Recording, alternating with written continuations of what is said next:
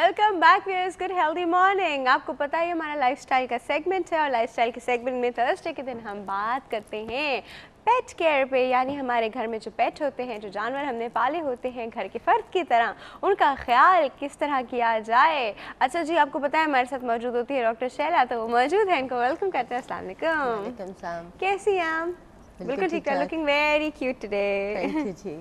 अच्छा जी, अच्छा जी, हम प्यारी क्यूट चीज़ों पे बात कर रहे हैं, तो हम डॉक्टर शैला से पूछते हैं, जो मैंने आपको सबसे पहले कहा था आज हम सुबह सुबह उनसे पूछेंगे।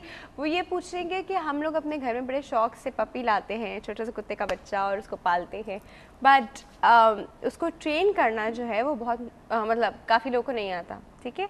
और कुछ लोगों से बात वो कहते हैं कि डाइट में आप उनको उस तरह का सॉल्ट देते हैं, सल्फ़र देते हैं, उस तरह की चीज़ पे आप उनको ट्रेन करते हैं। तो मैंने कहा आपसे मैं एग्जैक्ट तरीका पूछूं कि एक छोटे से पपी को हम कैसे ट्रेन कर सकते हैं। ठीक है, जैसे पहली बात तो यह है कि जब आप कोई भी पपी ले रहे हैं तो आपको सिर्फ वो क्यूट नहीं लगना चाहिए, आपको उसका पता होना चाहिए सही कि which breed you are picking up और आप किस पर्पस के लिए ब्रीड ले रहे हैं। पर्पस के लिए क्या होता है? बस क्यूट लगता है। हाँ जी, यही हमारा फॉल्ट है कि हम पपी ले लेते हैं, बस क्यूट लग रहा है तो ले लिया। अक्सर लोग जो है सिमॉइड के पपीज़ ले लेते हैं जो कि बहुत क्यूट लगते हैं, फरी होते हैं, वाइट कलर के, पिंक नोज और बहुत ही प्यारे से लगते हैं। क्या वो बड़े होके कुछ और बन जाते हैं? हाँ, बड़े होके वो छोटे ही होते हैं, फरी होते हैं, but they bark a lot, बहुत ज्यादा भौंकते हैं। की बात तो नहीं हो रही, वो चिवावास सारा पो करते रहते हैं। चिवावास भी सिमॉइड होते हैं, Russian Samoyed, they are like this much, और उनके बहुत ज्यादा बाल होते हैं और टेल कर्ल्ड होती है। आपने अक्सर देखे होंगे फिल्म्स में बहुत ज्यादा आते हैं, वेरी वेरी वेरी अडोरेबल। लेकिन अब उनके बहुत ये बात करते हैं। अगर आपकी फैमिली मेंबर कोई भी अननोन आपके घर में आ गया तो they will bark a lot, ठीक है। अच्छा, तो ब्रीड सिलेक्शन के टाइम पे तो हम उनको ये बार्क ना करने का ट्रेन नहीं कर सकते? एक्चुअली वो ब्रीड ही ऐसी है कि it is kind of a breed कि वो नहीं चुप होगी, वो नहीं सुनेंगे आपकी। बहुत कम होते हैं सिमॉइड्स जो कि बड़े होके आपकी बात सुनेंगे, दे टर्न स्टबन, उनमें एक स्टबननेस आ जाती है, ठीक है। अदर देन आप आ रहे हैं, लेब्राडोर्स होते हैं, वो समझ जाते हैं, जर्मन शेपर्ड्स हैं, उनको आप जैसा ट्रेन करेंगे वो वैसा समझेंगे। फिर अगर आपने पपी लिया है तो आपको ये एक बहुत ही गलत कॉन्सेप्ट है कि दूध पिलाना चाहिए। I would like to break this concept. ये बहुत ही एक्चुअली जो पपी को दूध, खैर पपी तो खुद भी मतलब अगर वो अपनी मदर के साथ हो तो दूध तो पीता है वो, ठीक है। अब एक्चुअली न्यूट्रिशन कंटेंट जो है वो चेंज है। जो फीमेल डॉग है वो जो खाना खा रही है और जिसका मिल्क प्रोडक्शन हो रहा है, that is really different from what cow milk is. Oh, ठीक है।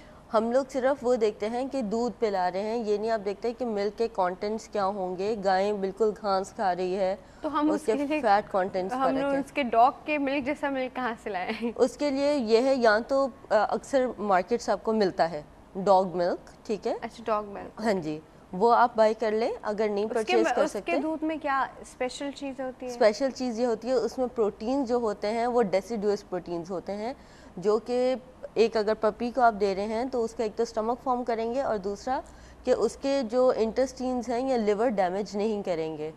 वही काउ मिल्क जो है वो डैमेज कर देता है। अक्सर पपीज़ की शिकायत ये होती है लोगों को कि मोशंस हो गए, या किटन्स हैं तो बहुत ज़्यादा फ्रीक्वेंट मोशंस है। वो सिर्फ मिल्क की वजह से, जो हम उन्हें ओवर फीडिंग मिल्क की करते जा रहे हैं, विच इज़ रॉन्ग। आप अगर दे रहे हैं तो बहुत कम मिल्क, ज़्यादा पानी दीजिए, काफ़ी डाइल्यूट करके, तो एक ताकि प्रोटीन जो है वो ब्रेक डाउन हो जाए। उसके अलावा यह है, अच्छा है मिल्क की वजह से पेट को देते हैं तो हम जितना दूध होता है उसमें पानी मिलाते ज़रूर है, काफ़ी ज़्यादा पानी मिलाना होता है। चीनी भी कुछ लोग मिलाते हैं मोटा करने के लिए, नहीं कि वो मोटे होंगे तो क्यूट लगेंगे। हाँ जी, this is even wrong. Pets को डायबिटीज़ होती है, वो चाइल्डहुड से ही आप उसमें बिल्टअप कर रहे हैं डायबिटीज़। उनको भी डायबिटीज़ होती है? हाँ जी। अब उनकी डायबिटीज़ कैसे पता चलती है? अच्छा, उनकी डायबिटीज़ बचपन में गैंग्रीन हो सकता है? बिल्कुल हो सकता है। वुंड हो रहा है आपके पपी का, हील नहीं हो रहा तो आप चेक करवाएं। उसके अलावा इनमें कैटरैक्ट होता है, आईज में कैटरैक्ट होना शुरू हो गया है, तो वो इंडिकेशन है कि प्रोबेबली इन्हें शुगर है। और ज़्यादातर इनकी शुगर इंडिकेशन लेट स्टेज में होते हैं, तब इट्स नॉन क्योरेबल, जब बूढ़े हो गए हैं। उसके अलावा पपीज़ की डाइट में आजकल तो बहुत अच्छे फूड्स आ गए हैं। If you go to supermarket, जैसे आगा सुपर स्टोर हो गया एमीज हो गया। आप यहाँ पे चेक करें तो यहाँ पे पपी डाइट्स आती हैं, स्मार्ट हार्ट के डिफरेंट बिस्किट्स आते हैं, उसके अलावा पेडिग्री बिस्किट्स आते हैं।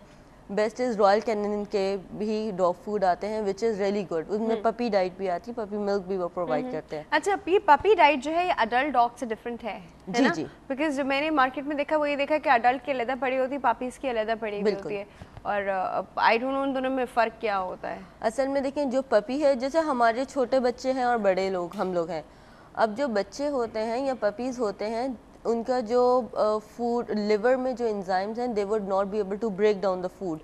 जैसे तो हम सिंपलर फॉर्म में होती है, सिंपलर फॉर्म में होते हैं और डाइजेस्टेबल न्यूट्रिएंट्स होते हैं जो कि सिर्फ और सिर्फ अगर हम पपी डाइट बड़े डॉगी को दे दें तो कोई इतना हार्म नहीं है, कोई हार्म नहीं। और असल में होता भी यूँ है कि जब आपका अगर डॉग है, कोई भी फीमेल डॉग बच्चे दे रही है and after she has given the puppies, उसका पपी डाइट पे रखें ताकि वो जो भी मिल्किंग करेगी तो वो अच्छी है। पपी को डाइट देना कब से शुरू करना चाहिए? पपी का diet after 3 months. After 3 months, वरना से पहले वो मदर्स मिल्क पे रहेगा। मदर मिल्क पे रहेंगे, साथ में आप सिरिलैक स्टार्ट कर सकते हैं।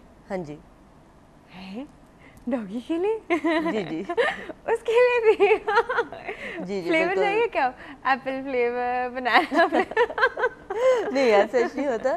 Cerelac means a complete nutrition, ताकि वो जैसे ह्यूमंस का हिसाब है वैसे ही है, ताकि पपीज़ जो हैं बहुत जल्दी मीन्स उन्हें भूख नहीं लगे, हंगर फील नहीं करें तो फिर वो बहुत ज़्यादा बोलेंगे, तो इसीलिए थोड़ी सी डाइट ताकि उनका स्टमक थोड़ी देर भरा रहे। Okay, that's cute.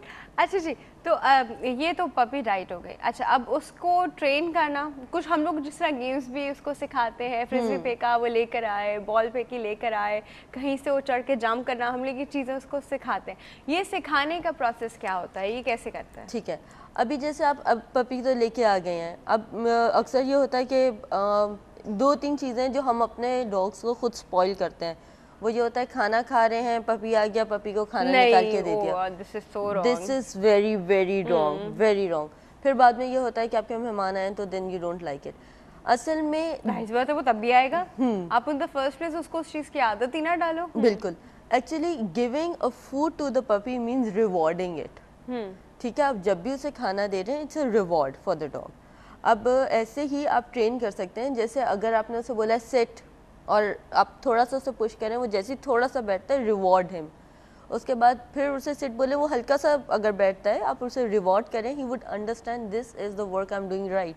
इसीलिए इस आवाज पे मुझे इस तरह रिएक्ट करना है। He will not understand sit as sit. आप उसको कहेंगे बैठ जाओ या सिट, तो उसको ये समझ नहीं आएगा। उसको होगा कि ये वाली जो आवाज उसके कान में आ रही है, इससे उसको ये वाला काम करना है ना?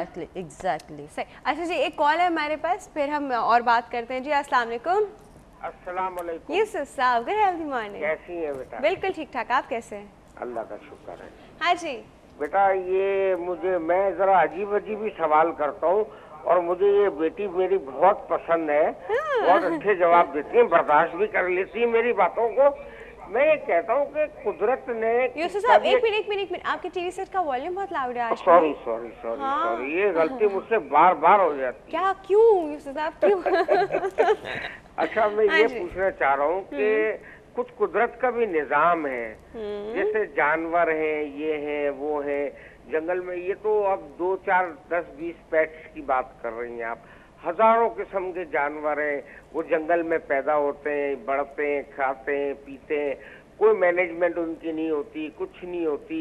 वो जो चीज उनको खुद फैसला अपने दिमाग से या जो भी शऊर अल्लाह ताला ने उनको दिया है वो खाते पीते हैं। अगर घर में भी इसी तरीके से पाला जाए या इसी तरीके से रखा जाए, जैसे गाँव में देहातों में भैंस बकरी गाय बैल पालते हैं और उसको जंगल में छोड़ देते हैं, वो खाता पीता है, सब कुछ करता है, तो इसमें क्या हर्ज है और क्या है इसमें नुकसानात हैं? Thank you. ठीक है, thank you so much. Yusuf रखिएगा नहीं, हमारे पोल का जवाब नहीं दिया आपने। पोल का जवाब बेटा बहुत अच्छा है, मेरे हिसाब से जो है ना, सवाल तो बहुत अच्छा है। हाँ जी।